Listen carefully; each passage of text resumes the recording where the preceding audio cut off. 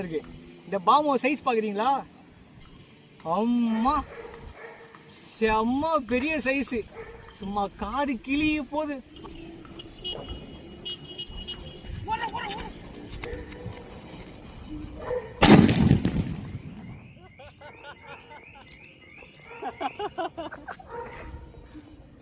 மச்சான் நெக்ஸ்ட் வந்து பாத்தீங்கன்னா இது ஏதோ அதா வெடியா, இது அந்த ஜல்லிக்கட்டை தோக்கடி தான் பார்க்கலாமா?